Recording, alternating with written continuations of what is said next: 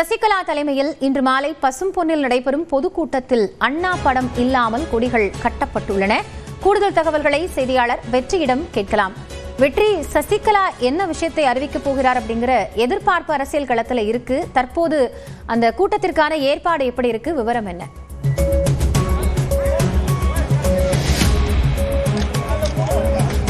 காயத்ரி, திருமதி வி.கே. சசிகலா தொடர்ச்சியாக அஇஅதிமுகவுக்குள்ள மீண்டும் அவருடைய அதிகாரத்தை கொண்டு வருவதற்கான பல்வேறு கட்ட முயற்சிகள் அப்படிங்கிறது பலன் அளிக்காத ஒரு சூழல் உருவான நிலையில ஒருங்கிணைந்த அதிமுக, ஒன்றுபட்ட அதிமுகவினுடைய தொடர் கோரிக்கையை சொல்லிக்கிட்டே வந்தாங்க. தொடர்ச்சியா ஜெயலலிதா அவர்களுடைய விசுவாசிகள், ஆதரவாளர்கள் எல்லோரும் ஒன்னா இணையணும் சொல்லிக்கிட்டே இருந்த நிலையில தான் டிடிவி தினகரன் மட்டும் தனியாக அவர் இதே கோரிக்கையை வச்சுக்கிட்டு டிடிவி தினகரன் மீண்டும் கூட்டணிக்கு வந்திருக்காரு. செங்கோட்டையன் அதிமுக வெளியேறாரு.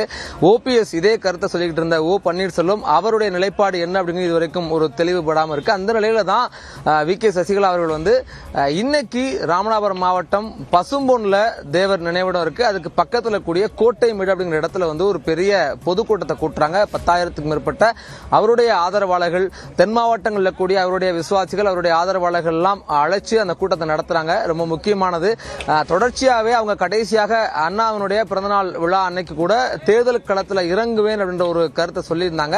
அப்படிங்கிற பட்சத்தில் நேற்று கூட சென்னையில் அவங்க நினைவிடங்களில் மரியாதை செலுத்திட்டு முக்கியமான அறிவிப்பை வெளியிட போறதாக தொடர்ச்சியா சொல்லிக்கிட்டு இருக்காங்க. அதனால இன்னைக்கு இங்க அவங்க என்ன அறிவிப்பு கொடுக்க போறாங்க அப்படிங்கிற ஒரு பெரிய எதிர்பார்ப்பு, பெரிய கேள்வி, ஒரு சஸ்பென்ஸ் கட்சியினர் மத்தியிலேயே கூட ஒரு பெரிய சஸ்பென்ஸ் இருக்கு.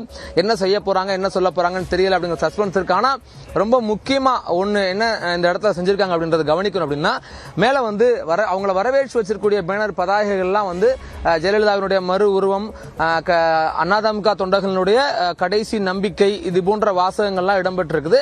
இதுல ரொம்ப முக்கியமா அந்த மேடையினுடைய முகப்பு பாருங்க, களம் காண்போம், அம்மாவின் ஆட்சி அமைப்போம் அப்படிங்கிற ஒரு வார்த்தை, ஒரு வாசகம் இடம்பெற்றிருக்கு. அதுவும் முக்கியமா பார்க்கப்படுது. ஏன்னா இவங்க தேர்தலில் களமிறங்கன்னு சொல்றாங்க. புதிய கட்சி துவங்குவதற்கான கால அவகாசம் அப்படிங்கிறது தேர்தலுக்கு முன்னாடி அதுக்கான கால அவகாசம் இல்லாத மாதிரி நிலை இருக்கக்கூடிய பட்சத்தில் அவங்களுடைய ஆதரவு யாருக்கு, அவங்க என்ன செய்ய போறாங்க, எக்ஸாக்டா தேர்தல் என்ன செய்ய போறாங்கன்ற கேள்வி இருக்கு. இதே சமயம் இந்த இடத்துல இன்னொன்னு என்ன பண்ணிருக்கான்னு பாருங்க, இந்த கொடி, இவங்க கட்டிய கொடி அனைத்து இந்திய அண்ணா திராவிட முன்னேற்ற கழகத்தினுடைய கொடி தான். ஆனா அந்த கொடியில நடுவுல அண்ணா அவருடைய இரு விரல்களை காட்டிய மாதிரி அண்ணாவினுடைய உருவம் இருக்கும். அந்த உருவம் இந்த கொடியில கிடையாது.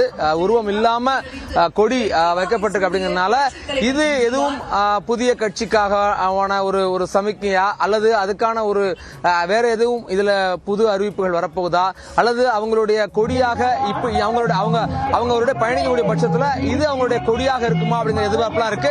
ஆனா ரொம்ப முக்கியமான ஒரு கேள்வி என்ன அப்படின்னா, இவங்களுடைய ஆதரவாளர்கள் எல்லாம் தென் மாவட்டங்கள்ல, மதுரை, ராமநாதபுரம், தேனி போன்ற தென் மாவட்டங்கள்ல அவங்க செல்வாக்கா இருக்கக்கூடிய தொகுதிகள்ல களம் இறங்க போறாங்க, போட்டியிட போறாங்க அப்படிங்கிற ஒரு தகவல் உறுதியா இருக்கு. தென் மாவட்டங்கள்ல சசிகலாவினுடைய ஆதரவாளர்கள் செல்வாக்கு செலுத்தக்கூடிய இடங்கள்ல, முக்குளத்தோர் வாக்கு வங்கி அதிகமாக இருக்கக்கூடிய இடங்கள்ல அவங்களுடைய ஆதரவாளர்கள் போட்டியிட போறாங்க அப்படிங்கிற தகவல் இப்போதைக்கும் உறுதியா இருக்குது. ஏன்னா அவங்க களம் இறங்குறாங்க தேர்தலில். அதாவது இப்போது இருக்கக்கூடிய சூழல்ல தென் மாவட்டங்கள்ல இந்த முக்குளத்தோர் வாக்குகள் முழுமையாக கன்சாலிடேட் பண்றதுல பல்வேறு இயக்கங்களுக்கும் திமுக, அதிமுகவுக்கான நோக்கங்கள் வெவ்வேறு வகையில் இருக்கக்கூடிய பட்சத்தில் இவங்களுடைய வருகை அப்படிங்கிறது மேலும் அந்த அதிமுகவினுடைய வாக்குகள்ல பிளவையோ அது இன்னும் சிதறுவதற்குண்டான வாய்ப்புகளை உருவாக்கும் அப்படின்னு அரசியலாளர்கள் கருதுறாங்க. இந்த சூழ்நிலையில கூட்டத்துக்கான ஏற்பாடுகள் முழுக்க தயாராக இருக்குது. பசும்பொன்ல தேவர் நினைவிடத்துல அவங்க மரியாதை செஞ்சுட்டு இங்க கூட்டத்தில் பங்கேற்க போறாங்க. என்ன சொல்ல போறாங்க, அந்த முக்கிய அறிவிப்பு என்ன அப்படிங்கிற ஒரு பெரிய எதிர்பார்ப்பு அப்படிங்கிறது, சஸ்பென்ஸ் அப்படிங்கிறது இங்க கட்சியினர்ல இருந்து எல்லாருக்கிட்டையும் நீடிக்கிறது பார்க்க முடியுது. இப்போ அங்க களத்துல என்ன இருக்கு, என்ன மாதிரியான சமிக்கைகள்லாம் அந்த பதாகைகள் மூலமா தெரிய வந்திருக்கு அப்படின்னு சொல்லிருக்கீங்க. களம் காண்போம் அப்படின்னாலே தேர்தலுக்கு சசிகலா தரப்பு தயாராக இருக்கு அப்படிங்கிற ஒரு புரிதலும் இருக்கு. இன்னைக்கு இருக்கக்கூடிய அரசியல் சூழல்ல சசிகலாவினுடைய அந்த அறிவிப்பு அப்படிங்கிறது, ஒருவேளை அது புதிய கட்சியாக இருந்தால் அந்த அறிவிப்பு எடப்பாடி பழனிசாமிக்கு பின்னடைவை கொடுக்குமா? இங்கே கொடுத்திருக்கிறார்கள். அதன்படி நான் ஒவ்வொருவராக நிச்சயமா கொடுக்கும். முன்னாள் முதலமைச்சர் ஜெயலலிதாவினுடைய மறைவுக்கு பின்பாகவே தென் தமிழகத்துல அதிமுக அவங்களுடைய பெரிய வாக்கு வங்கியாக நம்புறது முக்குளத்தோருடைய வாக்குகள். அது சிதறிச்சு ஓ பன்னீர்செல்வம் வெளியேறினதுக்கு பிறகாக அவங்க சந்திச்சு வந்த தேர்தல்கள்ல அது கன்சாலிடேட் ஆகாம இருந்துகிட்டே இருந்த அந்த வாக்கு அப்படிங்கிறது முழுமையாக அதிமுக கன்சாலிடேட் ஆகாம இருந்தது. அதனாலதான் தென் தமிழகத்துல கூடுதல் கவனத்தை பாஜகவும் எடுத்தாங்க, திமுக கூடுதல் கவனம் எடுக்குது.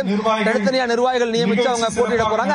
ஆக இவங்களுடைய இந்த முடிவு அப்படிங்கிறது வி.கே. சசிகலா எடுக்கக்கூடிய முடிவு அப்படிங்கிறது புதிய கட்சியாகவோ அல்லது தனித்து இண்டிபெண்டன்டாக அவங்களுடைய ஆதரவாளர்கள்லாம் சுயேட்சையா களம் இறங்கினாலோ எப்படி பார்த்தாலும் அது அதிமுகவுக்கு பாதிப்பை ஏற்படுத்தும் அப்படின்னு களத்துல இருக்க சூழல் வெளிப்படுத்துது. ஏன் அப்படின்னா ஏற்கனவே இவங்க டிடிவி தினகரன் சேர்ந்திருந்தா கூட அவங்களுக்குள்ள இன்டர்னலா ஓட்டு டிரான்ஸ்பர் ஆகுமா அப்படின்ற ஒரு கேள்வியும் நீடிக்குது. இன்டர்னலா ஓட் டிரான்ஸ்பர் நடக்குமா அப்படிங்கிற ஒரு கேள்வி நீடிக்கூடிய பட்சத்தில் ஓ பன்னீர்செல்வத்தினுடைய நிலைப்பாடு இன்னும் தெரிய வரல.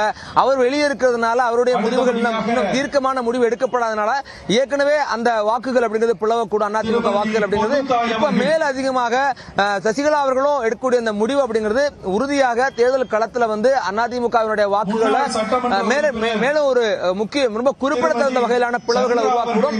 ஏன்னா டிடிவி தினகரன் அவர்கள் தனியா இருந்தப்போ இந்த பகுதிகளில் தனியா அப்ப அப்படிங்கிற பட்சத்தில் இவங்க தொகுதிக்கு 15,000-20,000 வாக்குகள் வரைக்கும் வாங்கக்கூடும் அப்படின்னு கூட அவங்களுடைய ஆதரவாளர்கள்லாம் கருதுறாங்க. காயத்ரி, நன்றி வெற்றி. தற்போதைய களத்தகவல்களுக்காக கூட்டம் தொடங்கிய பிறகாக கூடுதல் விவரங்களுக்காக மீண்டும் வரலாம்.